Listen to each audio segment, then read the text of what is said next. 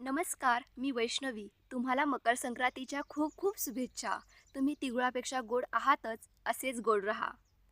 आपण कधी असा विचार केलाय का, की आपण हा सण का साजरा करतो? पृथ्वी सूर्याभोवती एका ठराविक मार्गावर फिरते. हा मार्ग 12 विभागात विभागलेला असतो, ज्याला आपण राशी म्हणतो. जेव्हा सूर्य एका राशीतून दुसऱ्या राशीत प्रवेश करतो, तेव्हा संक्रांती म्हणतात. खास गोष्ट अशी आहे की सूर्य दक्षिण आयनाकडून उत्तर आयनाकडे प्रवेश करतो. म्हणजेच काय, तर सूर्याची किरणं हळूहळू उत्तरेकडे सरकू लागतात. आता याचा परिणाम काय होतो, तर दिवस मोठा होऊ लागतो. असं म्हणतात की संक्रांतीपासून दिवस तिळातिळाने मोठा होत जातो. रात्र लहान होत जाते आणि थंडीसुद्धा हळूहळू कमी होत जाते.